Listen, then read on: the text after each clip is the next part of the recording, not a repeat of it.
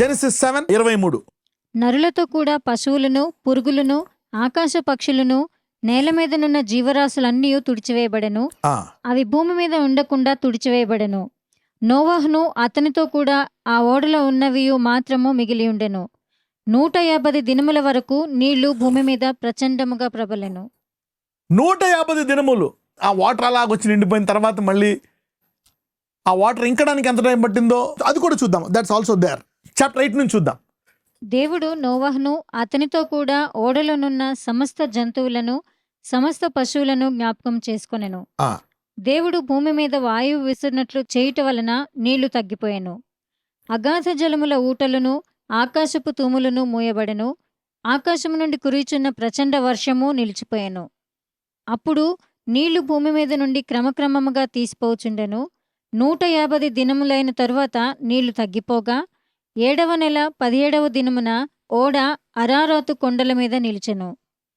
నీళ్లు 10వ నెల వరకు క్రమముగా తగ్గుచూ వచ్చెను. 10వ నెల మొదటి దినమున కొండల శిఖరములు కనబడెను. 40 దినములైన తరువాత నోవహు తాను చేసిన ఓడ కిటికీ తీసి ఒక కాకిని వెలుపలికి పోవిడిచెను. అది బయటకు వెళ్లి భూమి మీద నుండి నీళ్లు ఇంకిపోవు వరకు ఇటు అటు తిరుగుచుండెను. మరియు నీళ్లు నేల మీద నుండి తగ్గినవో లేదో చూచుటకు అతడు తన యొద్ద నుండి నల్లపావురం ఒకటి వెలుపలికి పోవిడిచెను. నీళ్లు భూమి అంతటి మీద ఉన్నందున తన అరకాలు నిలుపుటకు దానికి స్థలము దొరకలేదు కనుక ఓడలోనున్న అతని యొద్దకు తిరిగి వచ్చెను. ఇప్పుడు నెమ్మదిగా మరి నీళ్లు తగ్గుతూ వస్తున్నాయి. నీళ్లు తగ్గుతూ వచ్చిన తర్వాత ఓడ అరారత్ అనే కొండ మీద ఆగిందంట. 7వ వచనం ఒకసారి చూద్దాం. Let's see verse 7. ఒక కాకిని వెలుపలికి పోవిడిచెను. అది బయటకు వెళ్లి భూమి మీద నుండి నీళ్లు ఇంకిపో వరకు ఇటు అటు తిరుగుచుండెను. నా ఇప్పుడు ఇక్కడ కాకి వెళ్ళింది, రాలే, కాకి తిరుగుతా ఉందంట. అలాగా చూద్దాం. అదే 8లో ఏం చేశాడో చూద్దాం.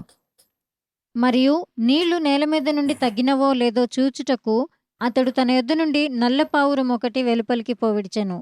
నీళ్లు భూమి అంతటి మీద ఉన్నందున తన అరకాలు నిలుపుటకు దానికి స్థలము దొరకలేదు కనుక ఓడలోనున్న అతని యొద్దకు తిరిగి వచ్చెను.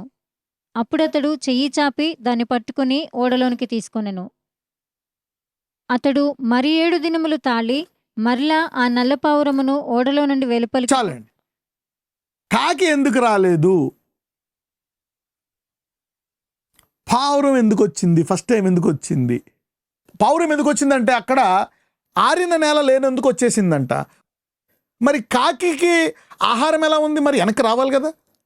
మరి అనేక మంది మరి మనుషులు చనిపోయారు, జంతువులు చనిపోయాయి. ఆ శరీరంలో కుళ్ళి కుళ్ళి కుళ్ళి ఉండి ఉంటాయి శరీరాలు. So the raven feed on dead things. So it went out of 8 dead things. మరి పావురము it feeds on fresh things. Okay, grains, nice things. It doesn't feed on dead. అందుకని అది మళ్ళీ వచ్చేసింది అనమాట, ఆహారం దొరక. రెండోసారి దానికి ఆహారం దొరకలేదు, మళ్ళీ వచ్చేసింది, ఒక్కని ఒలివుకోమ పట్టుకొచ్చింది.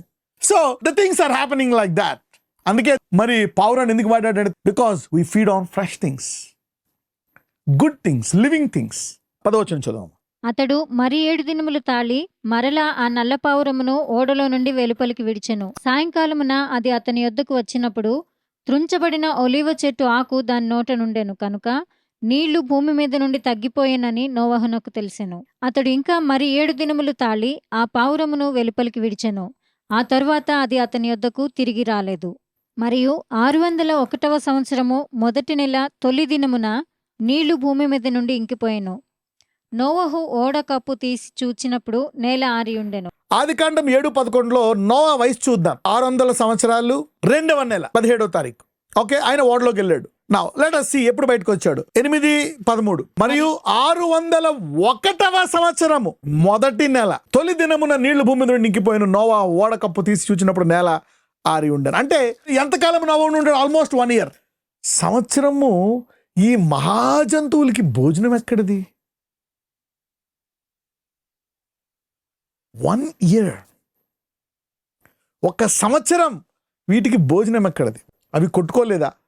ఇబ్బంది పడలేదా? భోజనం ఎక్కడిది? 1 year. 2 ఏనుగులు అనుకునే ఎంత తింటాయి? How did they live there for 1 year? గుర్తుపెట్టుకోండి, that's where the super natural.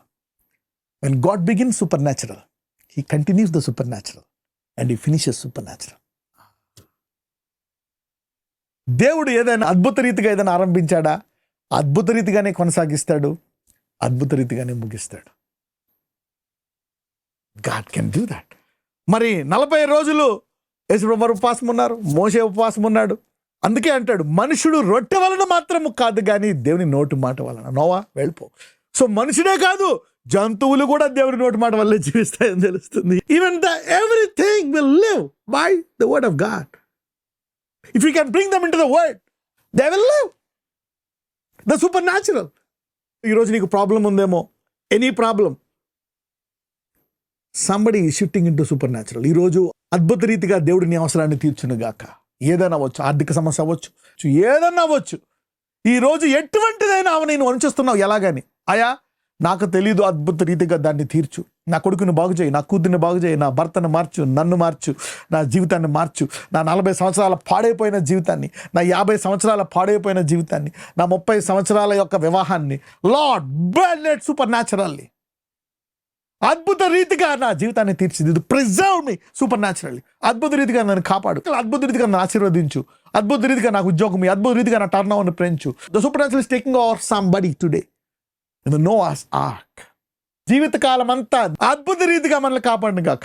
wherever you are. నీ కడుపు నింపుని గాక, నీ కుటుంబానికి ఏ లోటు లేకుండా సమృద్ధిగా అబ్రహాములా జీవించుదు గాక. God can super naturally provide you even in the arc. ఇది ఎప్పుడు చేశాడు? ఇప్పుడు కాదు. ఇది అద్భుతాలు చేసిన తర్వాత ఇంకా ఈజీ. యేసుప్రభువు వారు కొన్ని 100,000 అద్భుతాలు చేసి చూపించారు, మీరు చేస్తారన్నారు. అసలు అద్భుతం కూడా చేయని కాలములో దేవుడు అద్భుత రీతిగా వారిని కాపాడాడు. See that. మరి ఈ కాలంలో అద్భుత రీతిగా నీ వివాహం జరగవచ్చు. Miracles. Now you can believe God for more things to preserve. ఈ వాక్యం తర్వాత అనేక మంది ఆశ్చర్య రీతిగా నా ప్రార్థన ఆలకించు ప్రభువా అంటారు. ఇప్పుడు మీకు విశ్వాసం పెరుగుతుంది. Super naturally God will answer your prayers.